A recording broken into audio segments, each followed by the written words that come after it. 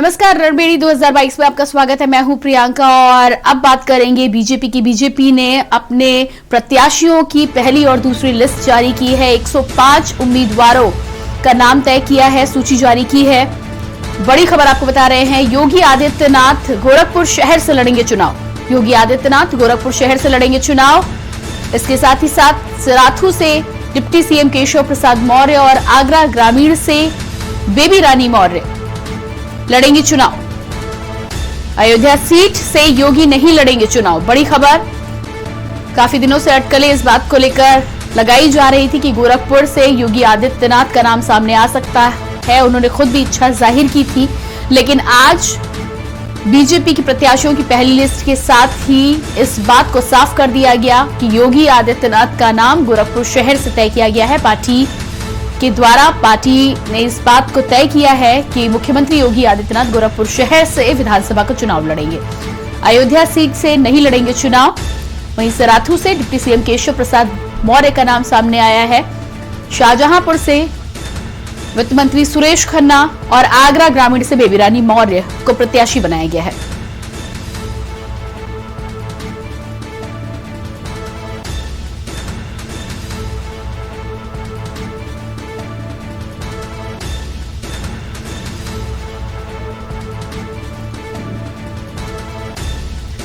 तो लगातार इसी पर हम आज बातचीत करेंगे। हमारे साथ UP bureau chief Dinesh Tripathi जुड़ चुके हैं, साथ ही साथ कौशाम्बी सराथू से हमारे साथ खादिम रिजवी भी जुड़ चुके हैं।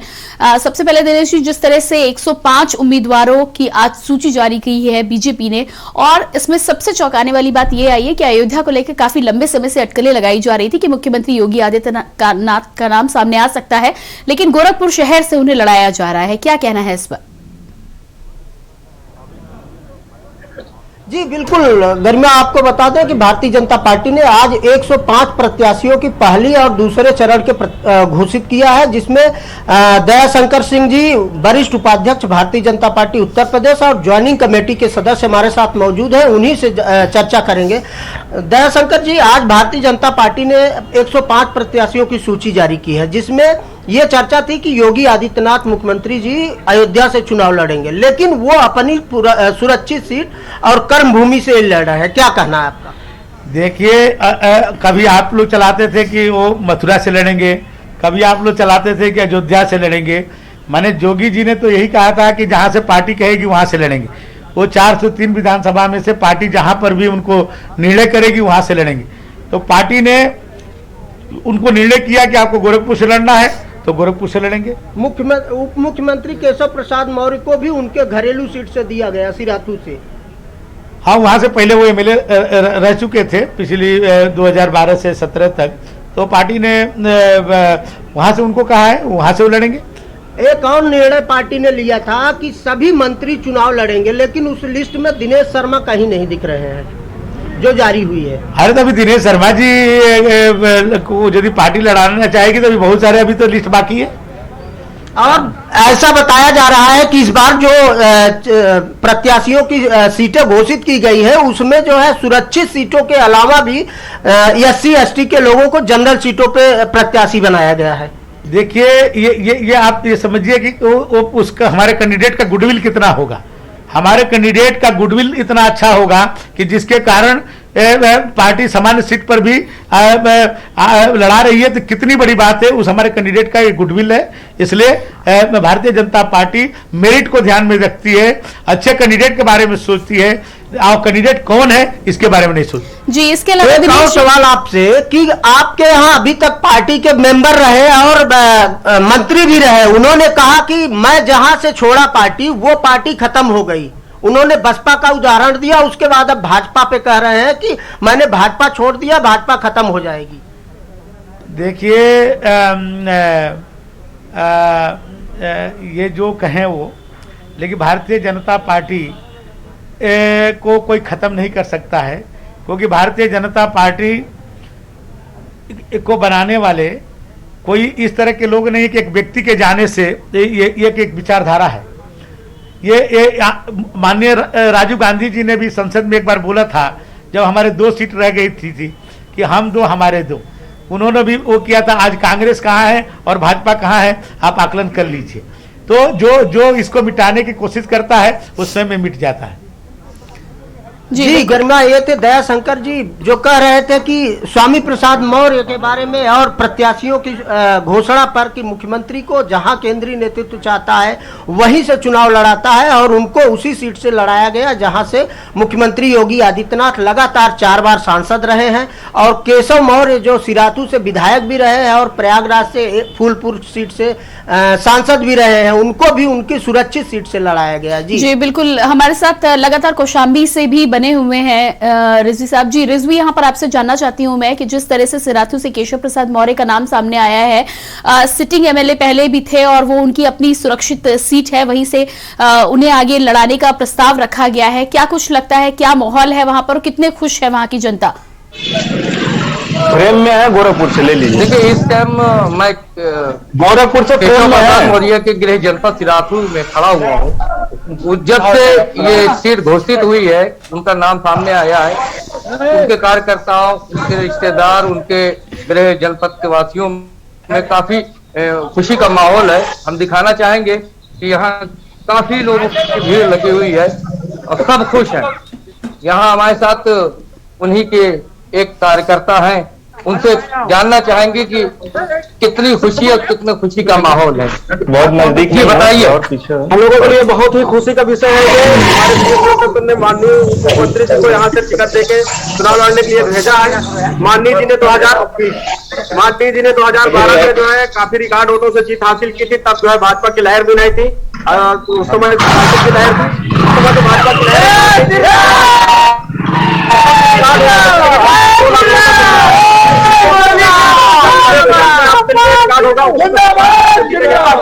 उन्होंने यहाँ पे विकास के बहुत कार्य किए हैं। वो जनसुलभ नेता है और वो मतलब ऐसे नेता जो है बहुत नजदीक में और पीछे जीत के जाएंगे। केशव मौर्य जिंदाबाद, तो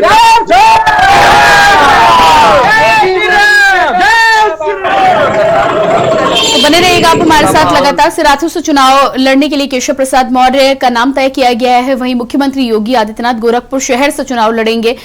लगातार हम बातचीत कर रहे हैं, हमारे साथ कौशाम्बी से भी संवाददाता बने हुए हैं, साथ ही साथ ब्यूरो चीफ भी हमारे साथ लगातार बने हुए हैं।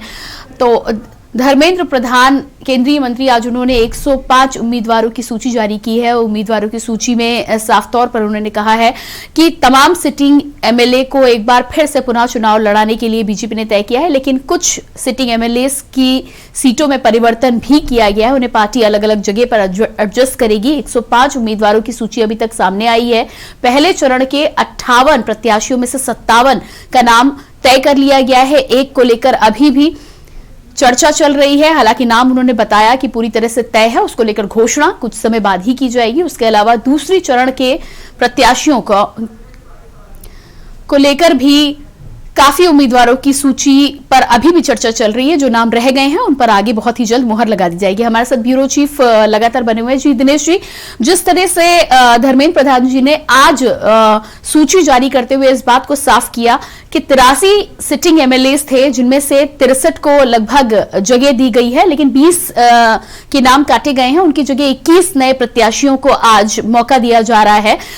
यहां पर आपसे ये जानना चाहेंगे कि 20 सिटिंग एमएलए जो हैं, जिनकी जगह पर परिवर्तन किया गया है, उनको एडजस्ट करने की जब पार्टी बात करती है तो क्या कुछ जिम्मेदारी हो सकती है? दूसरी बात ये कि जिस तरह से भारी मात्रा में बीजेपी से तमाम नेताओं ने पलायन किया है, छोड़ के गए हैं, क्या ये एक बहुत बड़ी वजह है जिसको लेकर लगातार अटकलें लगाई जा रही थी? आपको लगता है कि यही एक बहुत बड़ी वजह रही होगी कि तुरंत पार्टी छोड़कर दूसरी पार्टियों का रुख किया है नेताओं ने?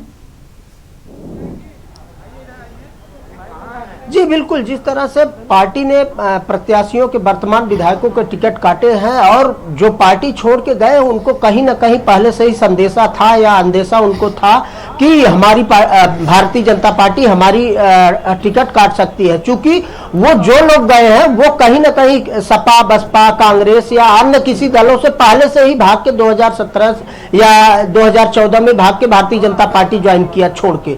अब ऐसे में भारतीय जनता पार्टी ने निर्णय लिया है कि जो जिताऊ कैंडिडेट है, जिन विधायकों के प्रति उनके इंटरनल रिपोर्ट में उनके रिपोर्ट पॉजिटिव आए हैं, जिनके लिए जनता ने समर्थन दिया है दोबारा जिताने की, उनके लिए भारतीय जनता पार्टी ने पूरी सहमति के साथ उनको दोबारा प्रत्याशी बनाया है। लेकिन जिन कैंडिडेटों के हारने की रिपोर्ट आई थी भारतीय जनता पार्टी की इंटरनल रिपोर्ट में, उनका टिकट भारतीय जनता पार्टी ने करीब 20 प्रत्याशियों के टिकट, वर्तमान विधायकों के टिकट काटे हैं।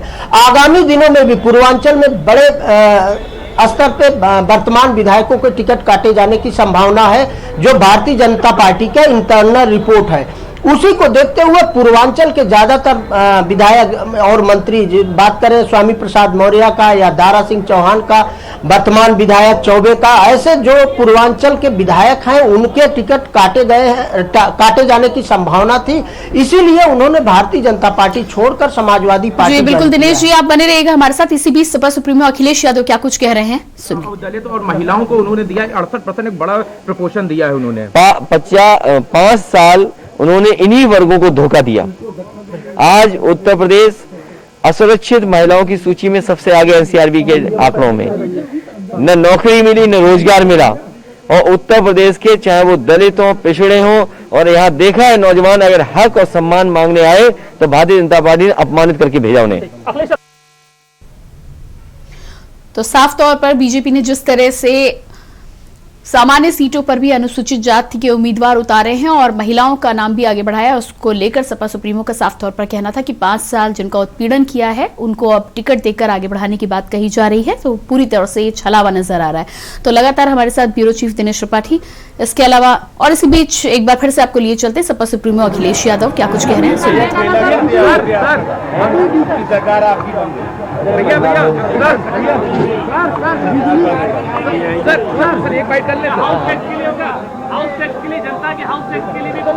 अयोध्या फैजाबाद का हाउस टैक्स जीरो। अयोध्या का मैंने पहले भी कहा था, अयोध्या का house tax zero. Thank you so much. Commissioner प्रणाली जो जनता प्रतिनिधियों अभी मत कहो ये कमिश्नर प्रणाली किसी को पसंद नहीं है। उसको सर खत्म होगी क्या? कमिश्नर प्रणाली किसी को पसंद नहीं, कमिश्नर प्रणाली से अन्याय बढ़ा है। आप बताइए, कमिश्नर थे वो बीजेपी के सदस्य बन गए, तो पूरे 5 साल क्या काम किया हुआ इन्होंने? जो लोग सदस्य बन गए पार्टी बीजेपी के, उन्होंने सोचो बीजेपी के लिए कितनी मदद की होगी, लोग कितना अन्याय किया होगा।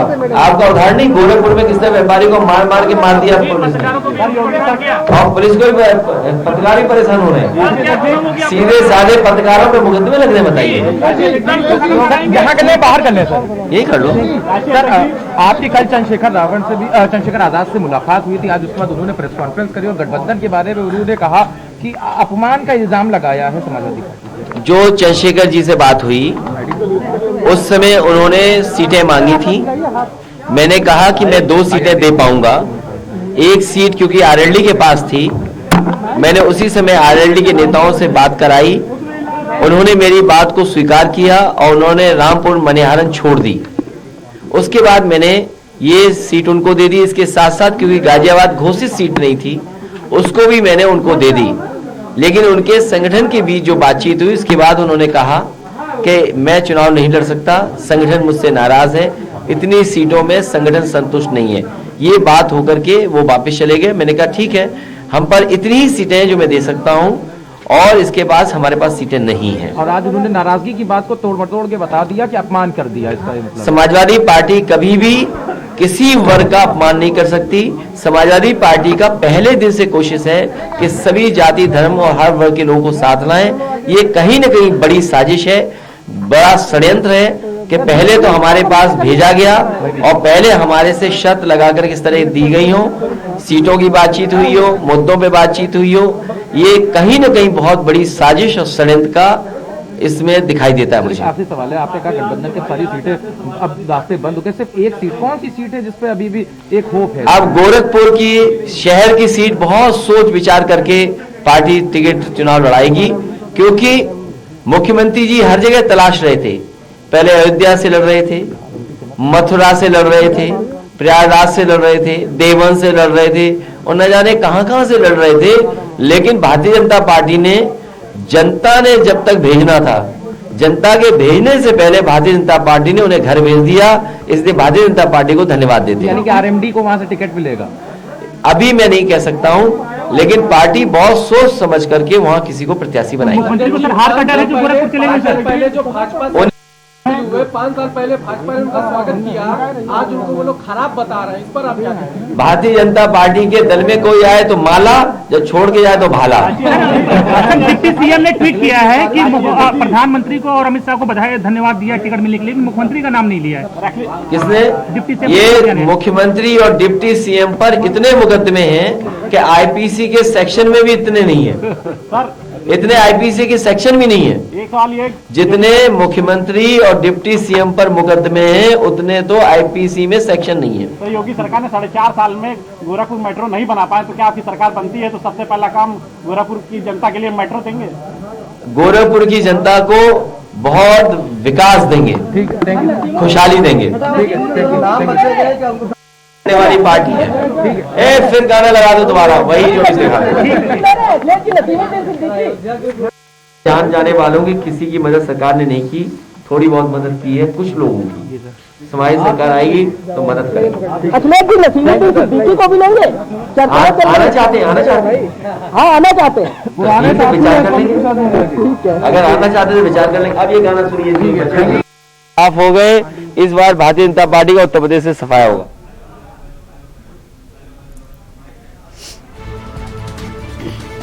तो ये आप सुन पा रहे थे सपा सुप्रीमो अखिलेश यादव साफ तौर पर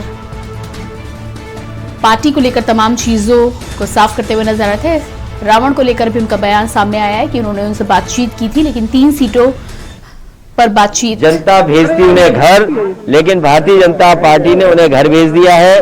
हमें खुशी है इस बात की कि अब गोरखपुर की जनता पूछेगी कि मेट्रो बनी क्यों नहीं, गोरखपुर की जनता पूछेगी सीवर क्यों नहीं बना, गोरखपुर की जनता पूछेगी ट्रैफिक जाम क्यों हो रहा है, गोरखपुर की जनता पूछेगी कि बरसात में उन्हें नाव पे क्यों चलना पड़ा, गोरखपुर की जनता पूछेगी बिजली का बिल क्यों महंगा है, गोरखपुर की जनता पूछेगी और खासकर व्यापारी पूछेंगे कि एक व्यापारी को पुलिस ने पीट करके ठोक दिया, मार दिया, आखिरकार उसका जिम्मेदार कौन है। सर एक आखिरी सवाल है, बीजेपी का कहना है उन्होंने पहले और दूसरी लिस्ट जो जारी करी है उसमें 68% जो है उसमें ओबीसी दलित और महिलाओं को उन्होंने दिया है। 68% एक बड़ा प्रपोर्शन दिया है उन्होंने। 5 साल उन्होंने इन्हीं वर्गों को धोखा दिया। आज उत्तर प्रदेश असुरक्षित महिलाओं की सूची में सबसे आगे एनसीआरबी के आंकड़ों में, न नौकरी मिली न रोजगार मिला। और उत्तर प्रदेश के चाहे वो दलित हो, पिछड़े हों, और यहाँ देखा है नौजवान अगर हक और सम्मान मांगने आए तो भारतीय जनता पार्टी ने अपमानित करके भेजा उन्हें। तो आप सुन पा रहे थे सपा सुप्रीमो में अखिलेश यादव को साफ तौर पर बोलते हुए नजर आए। दूसरी तरफ आप देख पा रहे हैं मुख्यमंत्री योगी आदित्यनाथ बीआरडी अस्पताल का निरीक्षण करने के लिए पहुंचे हैं। तमाम अधिकारियों के साथ ही साथ मौजूद हैं सांसद रवि किशन।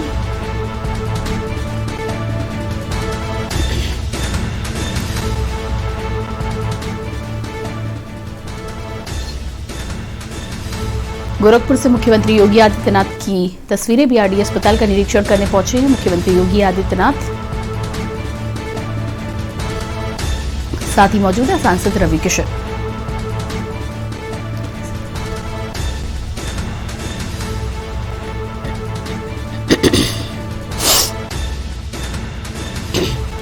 तो मुख्यमंत्री योगी आदित्यनाथ की तस्वीरें आप देख पा रहे हैं। मुख्यमंत्री योगी आदित्यनाथ आज गोरखपुर पहुंचे थे।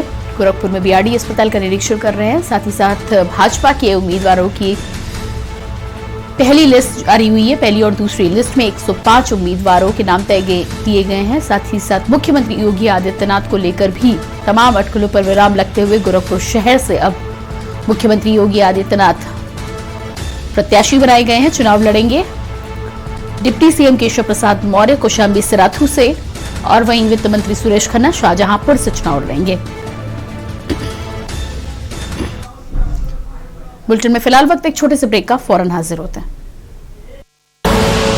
आप देख रहे हैं के न्यूज, खबरों का सारथी। जुबान के लिए उड़ चला गैरों की ज़मीं पर, खुशबू अपने पन की ढूंढता। दूर कितना भी जा, इस जुबान से दूर ना जा पाओगे। रुमर बोलो जुबान केसरी।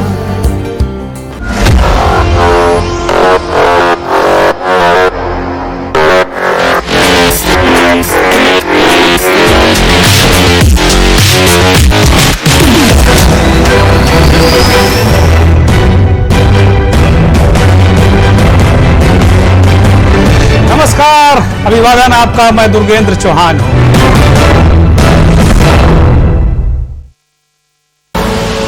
आप देख रहे हैं के न्यूज, खबरों का सारथी। ब्रेक के बाद एक बार फिर आपका स्वागत है। रणभेरी 2022 में लगातार आज उत्तर प्रदेश में हुए हलचल को लेकर हम बातचीत कर रहे हैं। राजधानी दिल्ली में बीजेपी के 105 उम्मीदवारों की सूची जारी की गई। इन उम्मीदवारों में 68% बताया जा रहा है कि महिलाओं और दलितों को हिस्सेदारी दी गई है। साथ ही साथ तमाम अन्य सीटों पर अभी भी बीजेपी में बताया जा रहा है कि बातचीत चल रही है। कुछ ही दिनों में उसको लेकर भी नाम सामने आ जाएगा। हमारे साथ लगातार बने हुए UP bureau chief Dinesh Tripathi ji. Dinesh, list को लेकर हम बातचीत कर रहे थे। साफ तौर पर 68% महिलाओं और दलितों को भागीदारी दी गई है लिस्ट में, और इसको लेकर अब तमाम पार्टियों की, अलग अलग पार्टियों की यदि बात करें तो भाजपा ने जो ये भागीदारी दिखाई है, जिस तरह से 68% लोगों को हिस्सेदारी दी है, इस पर क्या कहना है आपका? कि क्या कांग्रेस के कहीं ना कहीं अभियान की वजह से ही इतना मौका दिया गया है? जी बिल्कुल, भारतीय जनता पार्टी ने पहले से ही जो घोषणा किया था, पिछड़ा, अतिपिछड़ा और महिलाओं, सबका साथ, सबका विकास और सबका विश्वास, उस अपने नारे को चरितार्थ किया है अपने ही पहली और दूसरी सूची में। भारतीय जनता पार्टी ने पहले ही तय कर लिया था ये नारा देने से पहले कि अब की बार विधानसभा चुनाव हो या लोकसभा चुनाव हो, हम सभी वर्ग के लोगों को बराबर हिस्सेदारी देंगे प्रत्याशियों के रूप में। वो भारतीय जनता पार्टी ने आज जब उनकी पहली और 105 प्रत्याशियों की सूची आई है, तो उसमें भारतीय जनता पार्टी ने उस नारे को सही साबित किया है। और उसी तरह से उनके जो 105 प्रत्याशियों की सूची आई है, वो उसमें देखने को मिल रहा है कि हर वर्ग के लोगों को, चाहे महिला हो, चाहे दलित हो, चाहे पिछड़ा हो या जनरल कास्ट के लोग हो, सबको उन्होंने बराबर हिस्सेदारी प्रत्याशी के रूप में बनाया है।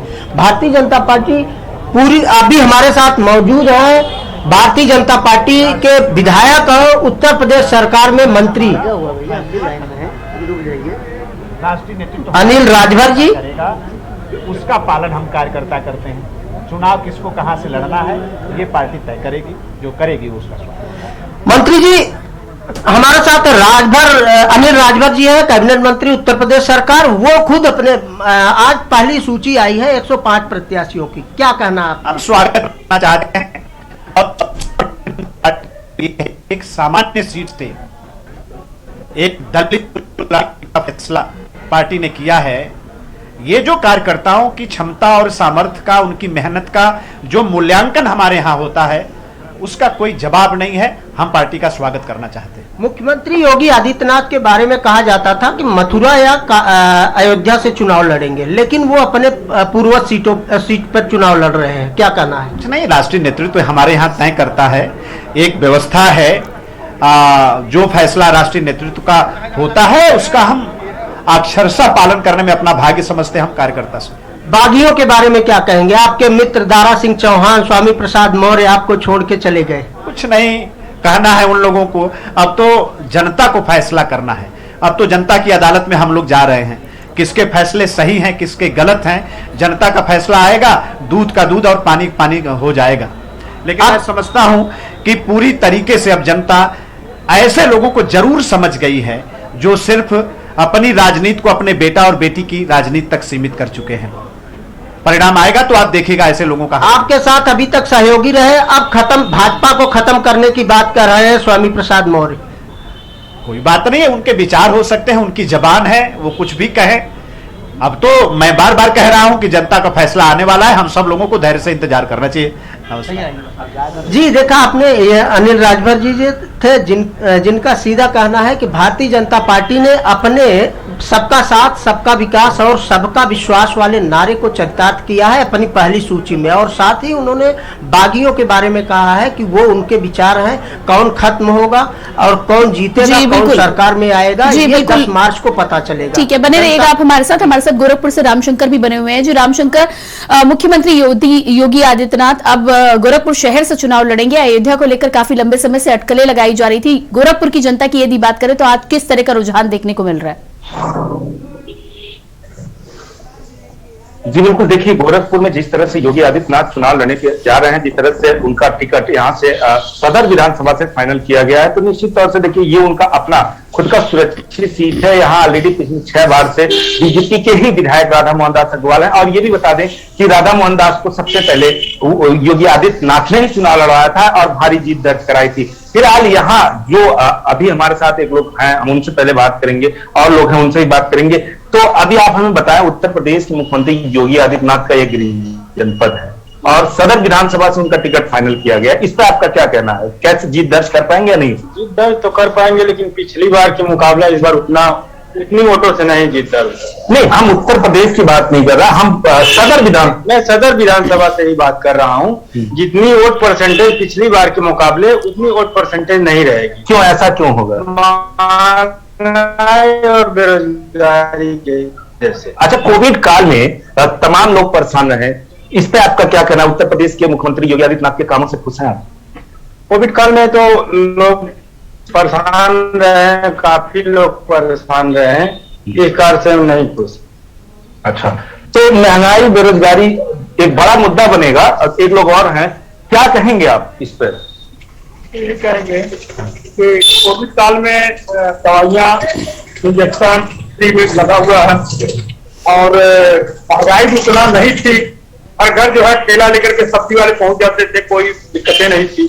एक सवाल ठीक है, मैं भी चूंकि यही कहूंगा, मैं भी चाहूंगा योगी आदित्यनाथ ही जीत दर्ज करें, लेकिन जिस तरह से ये बात कही जाती है कि क्राइम के मामले में साफ कर दिया गया है, मतलब जीरो टॉलरेंस पे था, लेकिन कहीं ना कहीं क्राइम खत्म होता नहीं दिख रहा है, इस पे आपका क्या कहना? वो तो क्राइम होता ही रहेगा पीछे, और सब ठीक है। क्राइम तो लोग करते रहेंगे, क्या करना, उसको कैसे करते रहेंगे। अपोजिट ठीक है जी, रमाशंकर जी, अपोजिट पार्टी में जी रामशंकर जी बने रहिएगा आप हमारे साथ दिनेश त्रिपाठी जी भी लगातार बने हुए। जी दिनेश त्रिपाठी जी, लगातार आप तमाम लोगों से बीजेपी कार्यालय में बातचीत करते हुए नजर आ रहे थे। सपा की मीटिंग में जिस तरह से भारी भीड़ के चलते एफआईआर दर्ज कराई गई तमाम लोगों के ऊपर, अज्ञात लोगों के ऊपर, बीजेपी कार्यालय में भी हम देख पा रहे हैं कि भारी मात्रा में लोग वहां पर मौजूद है। क्या कोविड गाइडलाइंस का पालन किया जा रहा है? जी बिल्कुल नहीं, इसको पुलिस को और चुनाव आयोग को संज्ञान लेना चाहिए। जिस तरह से भारतीय जनता पार्टी, हालांकि इतना बड़ा समाजवादी पार्टी की तरह भारतीय जनता पार्टी का कैंपस नहीं है, यहाँ 1000 लोग, 2000, 2500 लोग मुकदमे दर्ज किए हैं समाजवादी पार्टी पे। यहाँ हाँ फिलहाल कोविड नियमों का पालन नहीं हो रहा है, 200-250 लोग यहाँ हैं भारतीय जनता पार्टी कार्यालय पर, लेकिन फिर भी चुनाव आयोग को और जिला प्रशासन को इसका संज्ञान लेना चाहिए, क्योंकि जिस तरह से भीड़ है, सोशल डिस्टेंसिंग का पालन पूरी तरह नहीं हो रहा है, कोविड काल का समय चल रहा है, चुनाव आयोग के गाइडलाइन जो है उसका पालन होते नजर नहीं आ रहा है भारतीय जनता पार्टी मुख्यालय पर भी। जी बिल्कुल दिनेश जी, इस तमाम जानकारी के लिए, हमसे जुड़ने के लिए आपका बहुत बहुत शुक्रिया। हमारे साथ गोरखपुर से रामशंकर भी जुड़े थे, आपका भी बहुत बहुत शुक्रिया। तो लगातार बीजेपी ने आज जिस तरह से उम्मीदवारों की पहली सूची जारी की है, 105 उम्मीदवारों की पहली सूची जारी की है, आप देख पा रहे हैं। मुख्यमंत्री योगी आदित्यनाथ गोरखपुर में इस समय मौजूद है, बीआरडी अस्पताल का निरीक्षण करने के लिए पहुंचे थे, तमाम व्यवस्थाओं के बारे में जानकारी ली है, जायजा लिया है। जिस तरह से कोरोना के ओमिक्रॉन के केसेस बढ़ रहे हैं, ऐसे में आज बीआरडी अस्पताल का निरीक्षण करने के लिए खुद पहुंचे थे मुख्यमंत्री योगी आदित्यनाथ। और इसी के साथ रणभेरी 2022 में इतना ही। बाकी खबरों के लिए लगातार बने रहिए न्यूज इंडिया के साथ। नमस्कार।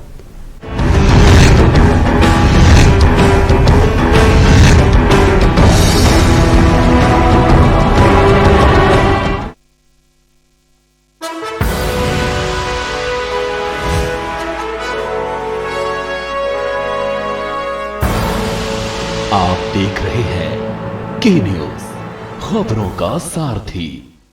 जुबान के लिए उड़ चला गैरों की ज़मीं पर, खुशबू अपने पन की ढूंढता और दूर कितना भी जा, इस जुबान से दूर ना जा पाओगे। रुमर बोलो जुबान केसरी।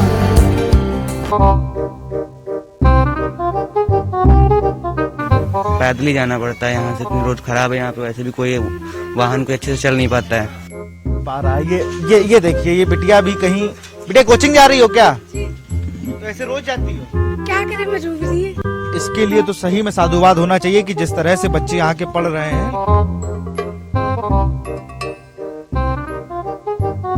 यहाँ पे मेयर जहाँ पे मेयर आती सभासद के पास, सभासद जहाँ काम किया होगा वहीं लेके जाएगा ना। इसलिए रहते नहीं यहाँ पे, घर छोड़ के बेचने के लिए लिख गए हैं कि बिकाऊ है ये मकान। निकलती कहाँ से? कहाँ ये भैया यही बता बचाई थी, कहाँ गिर जाते लड़के। कई लोग 10 साल से रह रहे हो, कोई लोग 15 साल से रह रहे हो। इस घर का रास्ता बता दो भाई हमें।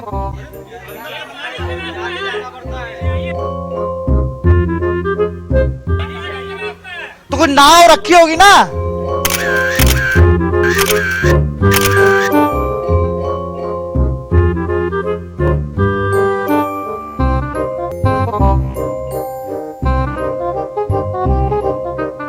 खुदी को आजमाया है तो ये अंदाज आया है, खुदी को आजमाया है तो ये अंदाज आया है। तुम में भी मैं हूं, शुद्ध प्लस पान मसाला। करे अपने जीवन को कृतार्थ, सुने श्रीमद् भागवत कथा रोज प्रातः 6 बजे मेरे साथ सिर्फ के न्यूज इंडिया।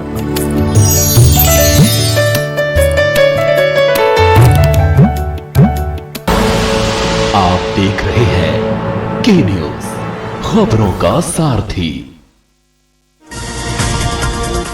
गोरखपुर में सीएम योगी ने